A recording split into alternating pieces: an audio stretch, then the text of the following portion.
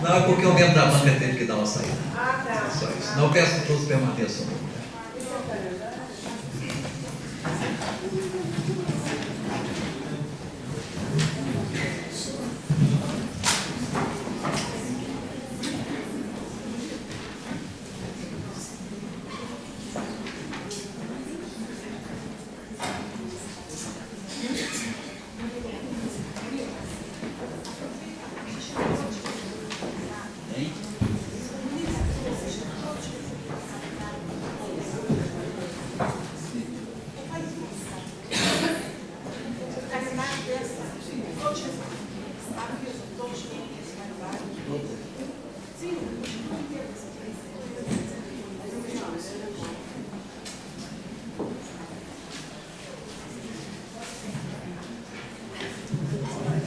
Só um aviso que, quem estiver interessado, existe o calendário das atividades do concurso.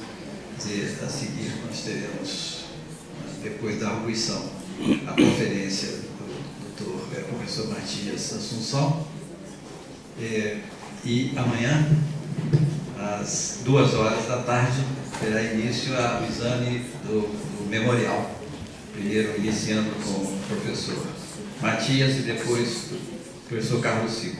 E às 18h daremos o resultado final do concurso. Eu pergunto aos membros da banca se querem fazer algum comentário na conferência do professor Carlos Silva.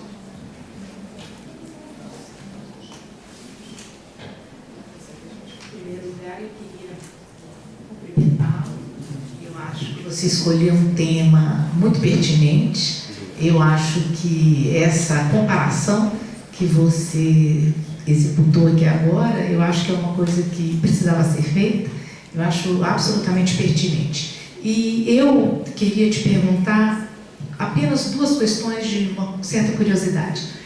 A primeira, quando você fala da questão pedagógica, né, que você destaca aqui, né, que você vai dizer da questão pedagógica da propaganda, sobretudo no regime militar. E eu não sei se me escapou aqui, porque a gente fica muito absorvido pela leitura e ao mesmo tempo pela exposição. Eu queria te perguntar se você não identifica também uma perspectiva pedagógica na propaganda varguista. Porque eu acho que a propaganda varguista também, eu acho que esse é um outro ponto. E está tudo caindo aqui, peraí, já está atrapalhada aqui com as coisas. Porque eu acho que no período varguista também, eu acho que você tem uma perspectiva também saneadora e uma perspectiva também pedagógica. E eu, assim, não sei se me escapou aqui, eu tive uma dúvida se você estava distinguindo muito mais essas duas perspectivas da propaganda do regime militar. E uma outra questão, Fico, que eu também queria te colocar, é o seguinte: no caso você fala também a respeito aqui da Comissão Geral de Investigações, né? Sim. E quando você fala da Comissão Geral de Investigações, você destaca uma questão interessante de que essa finalidade de propor o confisco de bens de funcionários públicos supostamente corruptos, né? E você diz em seguida que não havia essa questão do combate à corrupção, que ela não foi uma coisa muito, praticamente foi quase inexistente no período do Estado Novo, e embora isso é uma característica da ditadura militar do pós-64. E aí eu fiquei pensando aqui a respeito de que a Lei de Segurança Nacional de 35, quando ela vai ser expandida para crimes contra injúria, calúnia, difamação e mesmo os crimes contra a economia popular, se nessa rubrica dos crimes de economia popular, se você não considera também que você tem ali um processo de corrupção e que teria gerado muitos processos, inclusive no Tribunal de Segurança Nacional.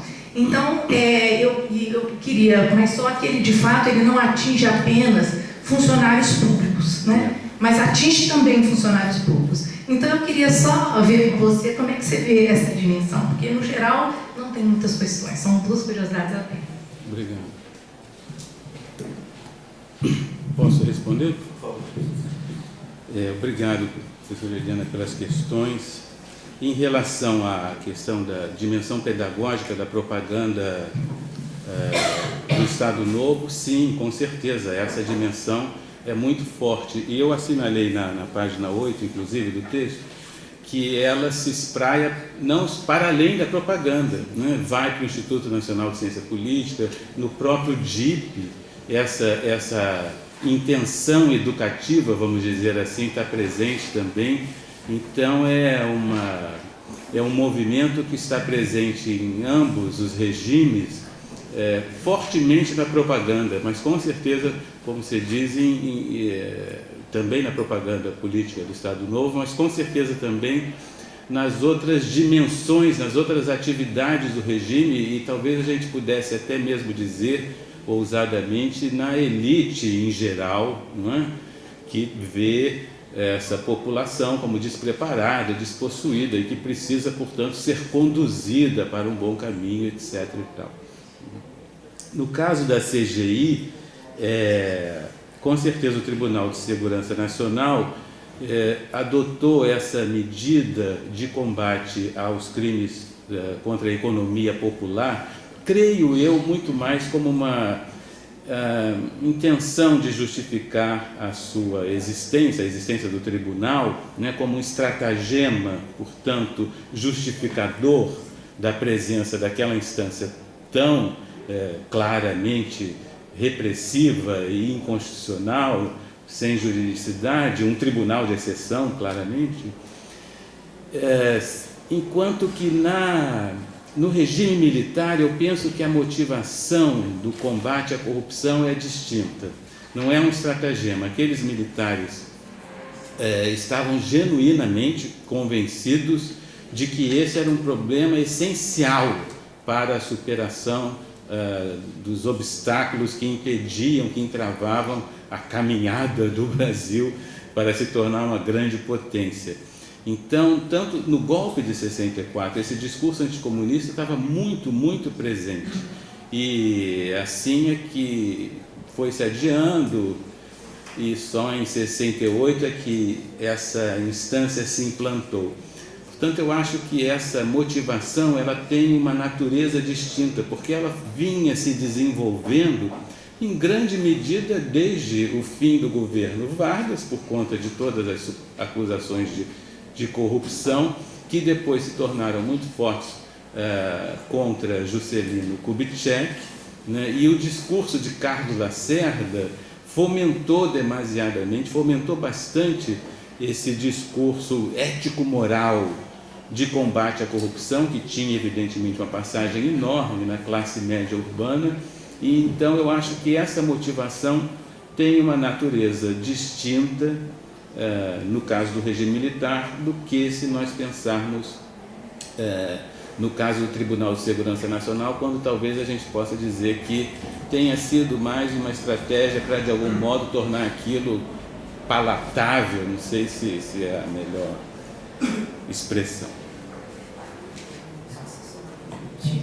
Diga. E só mais uma coisa, quando você fala da questão da utopia autoritária, sim, eu queria te ouvir um pouco o seguinte, porque me parece que ainda não você distingue bem que ela não é uma utopia que está buscando aquela felicidade, mas ao mesmo tempo isso não estava descartado, só que do ponto de vista do regime, porque me parece que essa utopia autoritária está se buscando um tipo de sociedade, um outro tipo de sociedade ideal, que é uma sociedade ordeira, disciplinada, controlada. Então eu assim fico pensando se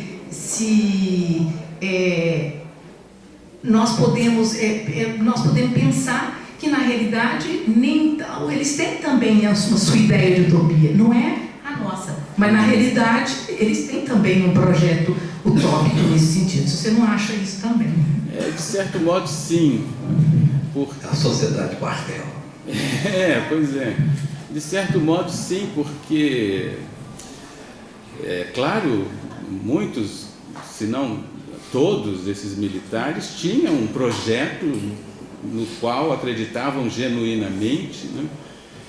Mas dizer isso é sempre difícil, delicado, e talvez a palavra utopia tenha essa dimensão generosa um pouco larga demais, por isso talvez não seja a melhor expressão para a gente adotar e designar essa convicção. Mas eu penso que dizê-lo é importante porque ainda há uma visão um pouco simplista dos militares em relação ao regime militar, que tornaria tudo uma intenção manipulatória que repousaria apenas num projeto repressivo.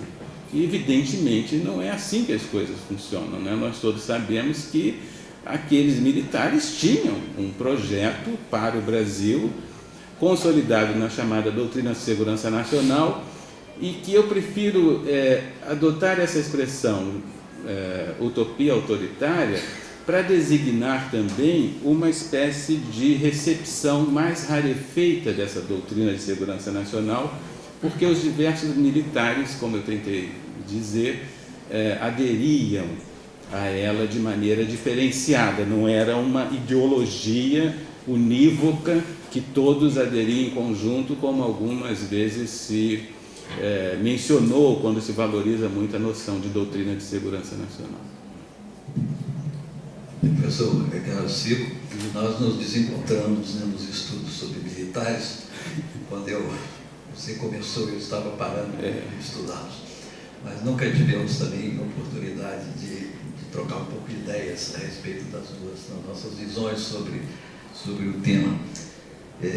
Eu vou fazer uma pergunta sobre isso, mas antes, uma outra um pouco fora disso, uma diferença que eu acho importante entre o Estado Novo e os governos militares, a meu ver, está na relação entre os intelectuais e o governo.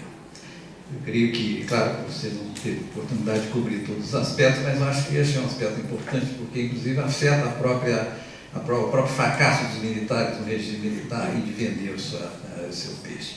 Eu digo o seguinte, que o Estado Novo realmente teve uma participação de intelectuais muito forte, inclusive dos melhores intelectuais do país. Capanema, Carlos Drummond de Andrade, Sérgio Bach Holanda foi funcionário público do Estado Novo, aqui no Rio, Portinari pintou para o governo, Graciliano Ramos escreveu na Cultura Política. Quer dizer, enorme coisa que em geral se coloca um pouco de lado essa participação, inclusive de pessoas conhecidas como de esquerda, que foi muito grande essa participação. E durante o governo militar houve um divórcio quase total, quer dizer, apenas uma direita, intelectual de direita, como Silva, etc., apoiaram, mas dentro do mundo universitário, por exemplo, essa rejeição foi quase unânime. Eu creio que isso é uma dimensão importante que faz com que uma das condições, além da questão operária, que faz com que a visão as pessoas sejam mais tolerantes talvez em tratar o Estado Novo do que em tratar os governos militares. Essa é uma pergunta mas sobre os militares, é o seguinte, eu, quando comecei a trabalhar sobre militares, estudar militares era quase um veto entre a intelectualidade. Como você disse, ou era considerado algo inútil, porque, obviamente, há uma visão marxista, os militares eram o braço armado da burguesia que ocupava o Estado, portanto, era inútil estudar. Na visão liberal, um governo militar era uma aberração, então não se estudava. Além disso, da própria suspeita, quem estudasse militar estava assim com os homens. Eu fiz isso por uma questão pessoal. Eu fui vítima, obviamente, do golpe de 64, era estudante na época, e a surpresa, o impacto que aquilo me trouxe e fez com que eu estudasse. Mas a questão que é relevante aqui tem a ver com um problema teórico. Quando eu estudei nesses estudos militares, eu entrei numa direção de uma sociologia de organizações, que é muito contrária à visão de militares como produto da sociedade. Em que sentido? Que as transformações havidas dentro da organização militar eram importantes para explicar